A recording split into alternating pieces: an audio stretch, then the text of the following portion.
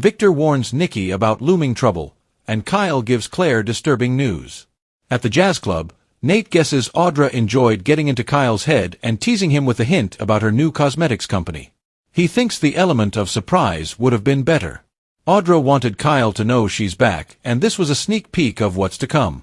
She admits it felt good after the months of having doors slammed in her face, thanks to Kyle. Nate reminds her Victor played a role in that.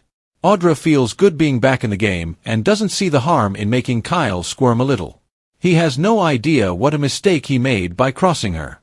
Across the room, Kyle broods. Claire admits she's a little curious what this thing with Audra could be about. Is he sure it's only business? She knows they had a thing once. Kyle says it was nothing more than a fling. As for getting her fired, he just beat her to the punch. He doesn't care about her. Can we talk about something else? He asks, while throwing back a drink.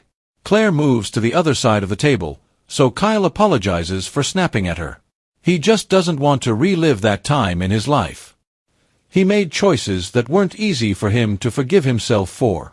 He'd like to forget the whole Glissade debacle ever happened. Claire understands, but it doesn't look like Audra's going to let him. At the other table, Audra complains that Nate's being a buzzkill. She should be able to flaunt her success to Kyle. Nate thinks she should be more concerned about this job. She's walking into the lion's den, and Victor Newman is the lion. She insists she can handle what Victor throws at her. Nate says if she was sure about this, she wouldn't have waited to tell him about it. Audra denies she has any doubts. Audra fumes that he will toast her future herself. Here's to me. Nate grabs his glass. I'll drink to that. Audra vows she'll outmaneuver all the cosmetics companies. Nate has a word of caution. Victor may be using her to get to Jack.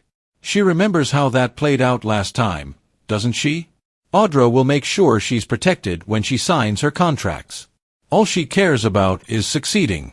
Nate has every confidence in her and none at all in Victor. Audra assures him she's all over this. It's her time now. At Kyle's table, he tells Claire that Audra will blow a lot of smoke about competing with Jabot, but she'll crash and burn like she always does. He wants to focus on them, and shares that he and his dad had a big win at Jabot today. She asks what it was. He can't talk about it right now.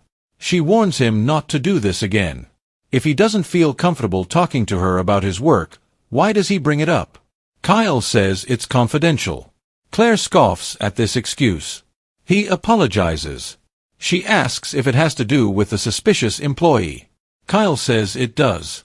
Claire recalls that he assured her this had nothing to do with her grandfather. Does that still stand? Kyle doesn't respond. Claire urges him to talk to her. He decides he can't keep her in the dark. The problem at Jabot does involve Victor. He is the problem.